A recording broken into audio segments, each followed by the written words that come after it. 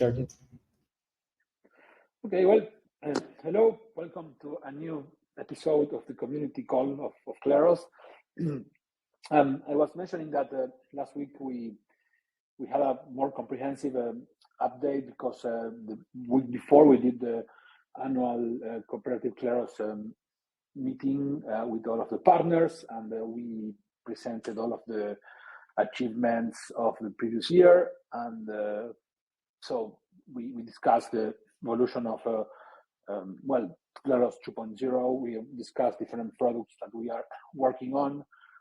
We discussed all of the research that we have ongoing about different elements and different aspects, integrations with different projects. So for this week, as you know, when we do this cooperative meeting, I have to produce, as president of a cooperative, a report that explains all we have been doing over the past year and some of the plans for the next year.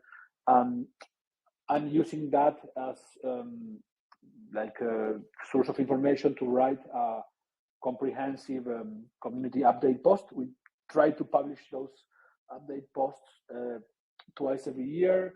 So I'm trying to see if we can publish this maybe in early May, and so you will have a quite comprehensive update of all things that are ongoing at Kleros currently. So as particular developments from this week, we have published, I submitted this a couple of weeks ago, but it was accepted in SSRN. Article we wrote with Abir, with Jamila, with Jan and William on the main learnings and challenges of decentralized justice in the 5 years that we have been working on this. This includes the technical challenges, the type of things that William works on every day, how to prevent attacks, how to make Kleros more secure, how to make Kleros more efficient. So all of these elements. Then this paper includes another topic, which is the business of decentralized justice. How does this work as a service that is to be used by customers in order to produce to have a real problem solved for them? So this is something that this article already also includes. Then there are a number of challenges that come from the legal perspective, like Kleros is a distributed solution system, and because of the way in which it's built, it's a bit different to traditional understandings of arbitration or dispute solution or mediation. So there are a lot of questions that typically are asked by lawyers about how Kleros can be integrated into these dispute resolution processes, either by addressing a number of use cases that cannot be addressed by traditional methods because they are too expensive, or how Kleros can be a part of a broader dispute resolution procedure, like the case of Mexico, where Kleros produces an answer and then this is taken in a broader arbitration process. And finally, the more fundamental moral questions that arise from Kleros and how it's different from our traditional understandings of fairness, traditional understandings of justice, and how this can be seen as fair or not fair in different use cases. So now that I gave you all of this summary, you don't need to read the article. So now you do read the article. It's quite long, to be honest. It's like 65 pages. So you have lots of entertainment there if you want to learn everything going on in the world of Kleros, especially if you are planning to have a career in the field of decentralized justice, either in academia or practitioner. I mean, this is a must basically for you, because it compiles all of the learnings we had over the past 5 years, and also what we see as important topics for future work and development and stuff. Well, that was a mouthful. I know, William, do you have anything to add from a technical perspective on Kleros and the article? Yeah, no, not particularly. I mean, it was like a broad overview, including of technical questions. You know, a lot of like sort of things that, you know, maybe if you like read our blog posts and things, you've seen snippets of and talks and such, but like more condensed down into, you know, sort of a more pure, rigorous form. So I suggest people go check it out. Yeah, or wait for the movie to come out. Otherwise, yeah. No, it's a great. I don't know. Maybe Abir has something to add. That he has also co-authored the article and written part of the legal elements. I don't know. Well, you know, I mean, the article's right there for everyone to read. As far as the legal element, it doesn't really go into these. It gives a, you know, like an overview of like all the issues that, you know, Kleros might have situating itself within the legal framework, and it provides certain ideas and solutions, and so on. You know, honestly, I don't really think there's any point discussing the article right now. We might as well wait for the reviewer feedback, because even if, you know, they consider it a good article, we're still going to have a pain in the ass, because no one ever makes it very easy, you know. So yeah, we'll still have quite a few edits, like no matter who's reviewing our things. So let's just wait for them. But yeah, I think, you know, it's going on. It went on pretty great. And, you know, it also reached SSRN's top 10 downloads list. So that's pretty cool, you know. So lots of people are downloading the paper to check it out. Yeah, I mean, last I checked, it was over 100 downloads. It's quite. I mean, that's something, you know, for an academic article. So yeah. Okay. So that's about the article. So it's trending now in SSRN. Let's go, maybe William, the weekly update if you want for research. Yeah, as I sort of talked about last week, I've spent some time recently thinking about Kleros cases that can produce real number outputs. Both when you give jurors sort of multiple choices, choose between like this number and that number, maybe this other number, and when you don't. So often the sort of use case here is, you know, you imagine you have some like Alice and Bob dispute, and you want to have the possibility of some kind of partial refund. You know, like the sort of Alice is a small business owner and Bob is a contractor, and it's like Bob didn't do amazing work, but did some work. How much should Bob be paid? You know, 40%, 80%, 0, 100. And there's been particular interest recently in to what degree can Kleros produce good rulings if you don't give them those choices in advance, and to sort of like to approach that, I've been trying to adapt some ideas from this article that I wrote with Clement back in 2019, so a long time ago now, the proceedings of Tokenomics, which was a conference on that at the time we sort of envisioned as a price oracle mostly. So the same question about producing real number outputs using Kleros, but because like Kleros V1 was pretty limited to you having binary disputes, we built that into a price oracle by asking the jurors, okay, like should the value be higher or lower than X, and then the jurors would answer multiple questions about that. And there was this like other actor that submitted information that was potentially conflicting, and then the jurors would all those conflicts with these like higher and lower disputes. And now that we have V2 coming out soon, like the jurors can provide non-binary, more rich information. And there's the question, to what degree can we just sort of combine the role of the information submitter and the jurors together and have something that sort of directly outputs real number answers. So I've been thinking about that. You know, we have some like prototype of this that we like some, you know, like we have a vague plans of how we're going to test this with some like jurors in a Telegram group and sort of get like their response, see how well it goes, and then maybe if things go well, it'll eventually be a dispute kit in the next version.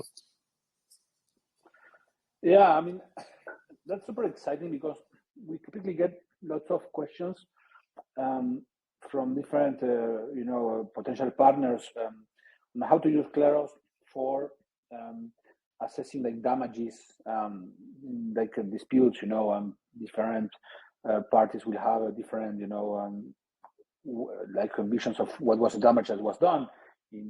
This is very common in insurance, for example, but it happens, in every case, court case or dispute resolution, case where there is a damage done, there is at some point some monetary compensation that is, required by a party. So having a fair way to assess that compensation and a neutral way, at least, to assess it, is a very good value to be part of a broader arbitration process, right? So this is a way in which you can use Kleros as a tool supporting a broader arbitration procedure. So yeah, and this is what we have been working this week. But William, and because this is something that was required by a potential partner which really needs this type of solution. So we have that from the research perspective. From business development, I don't know if I can say, well, Marcos, I will let you will know what is appropriate to say at this point. So yeah, I will let you give the update. Yeah. So from the BD side, we are advancing in integrations with a few Web3 projects, which I don't know if I can mention because they are not confirmed. Let's not get into trouble. Yeah, just in case. Then last week we had a call with a new possible Web2 partner. So if everything continues this course, it's possible that in the midterm we'll start hearing more Kleros integrations with real world projects. And then we had yesterday we had Shotaro giving a speech in Taipei. So that was the most important thing from the BD side. Yeah. So regarding Shotaro, he gave this talk. I couldn't see it, but I hope they will put it very soon online because it's super. I think it's very cool, and I love the slides that he showed. So I really want to watch it. So we have, as you know, via Bridge, we are working on the launch campaign, and so a bit of our marketing and communication work is there. Other things that we are doing regarding marketing is planning for the different events that we will have in the ETHCC conference in July in Paris. We typically do, we already have a bunch of speakers that have their slots there and want to speak there, and others as well. And we typically do a side event there for partners and people who are in their community. So we are like seeing where to do it, what to do, and seeing what is cost effective because there's no inflation. So yeah, Marcos, can you mute please? I think there's sound coming from your side. Just one idea. So during ETHCC, can we just have like a Kleros-sponsored riot or something on the streets? That's always that's a very local to the area. It's very current. So I think it would be better than just having those random parties, a nice interactive experience. We'll have those, we can even have like rocks shaped like Panachions, and we can use them to throw into back windows and all. So just something to consider. We will certainly consider and get back to you if there is interest in that. Yeah, you can be sure. So yeah, we are doing that type of work. Then Jean, from your point of view, there's a bunch of stuff that you could announce today, right? Yes, we are continuing to work with Ledger. There's from our side, the process is almost finished. As you must know, at this point we have a registry of domains and smart contracts, and we created in partnership with Ledger, and they are integrating it in their mobile app. And we have a new integration with Snowcon DAO that is a DAO building platform on Avalanche. They for now they listed Kleros as a partner, and they will list Kleros products as well on their platform. And well, there's the recording of the demo day if you haven't seen it yet.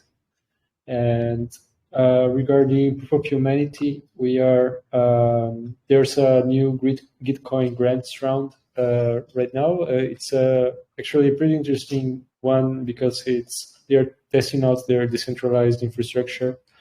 So it has some limitations, but it's nice that it is decentralized. And we submitted a grant for Proof of Humanity Origin, which will be the side of the fork of Proof of Humanity that will use Kleros that is being developed by our team.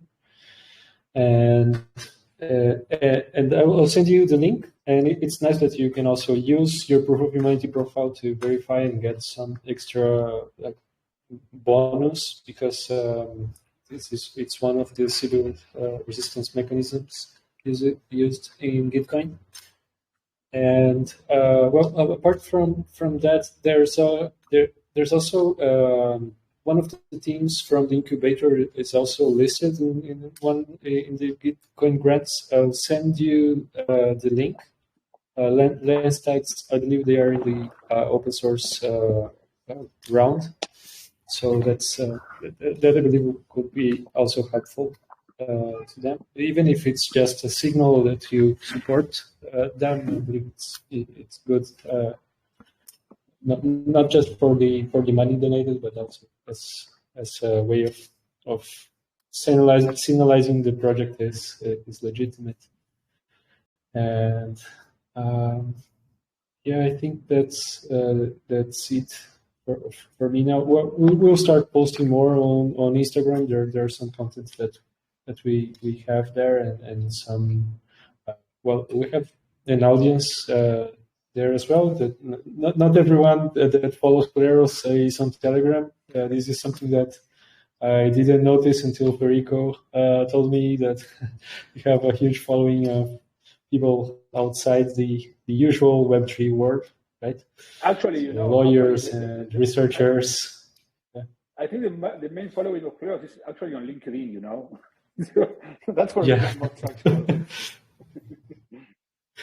It's impressive the response that you had with the article post. Lots of people following very closely and interested in the updates.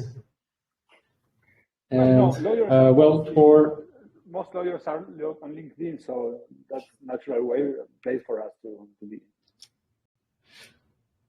Yes, and well, since you have these other integrations that are not Web3 native, so that's our public there as well. So, I have this in mind for the next posts. And well, in talking about like native Web3 platforms, we finally have our Lens profile. I did not post it yet, but I'll set it up and probably replicate the content we have on Twitter for now, because there are some difficulties with handling profile with multi-sig or from multiple addresses. So yes, I believe that there was someone from the community that asked for it, and I'm also looking into Mirror. I know that the last time we checked, it was not ready yet, but since we are migrating, we just migrated to the blog. Maybe it will be a nice opportunity to see if there's any integration that makes it easy to post on both sides. I personally collect some posts from communities that I like, articles that I like. So I will be one consumer. I don't know if there are many of us, but it's nice. Yes, yeah. there you can post, for example, on Arbitrum or Optimism, and it's very cheap to collect, and it's something that it's on your wallet, and like a reminder that you were there when it was posted. So yeah, I think it's interesting. Okay.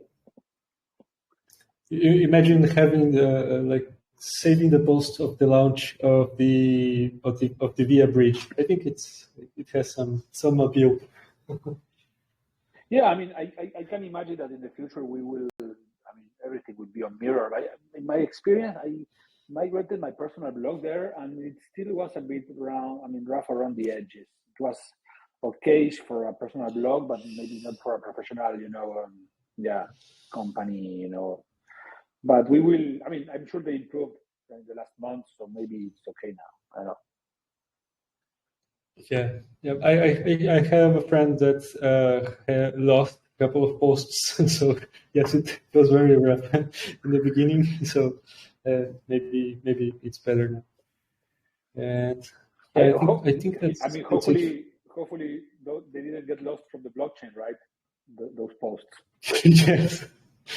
Yeah, I don't know. Probably it's somewhere in the interplanetary file system. So you just need to find the right hash in the infinite possibilities. Yeah. It's in a mempool, Yes. Okay. Well, I guess that's it for this week. Any question?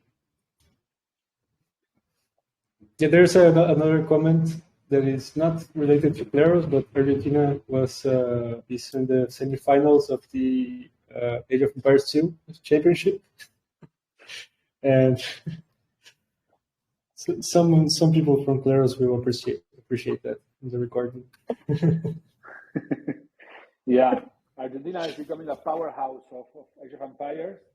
And and we beat France in the quarterfinal. Now we're going in the, I think, semifinal against Finland. So yeah, watch out, you Finns.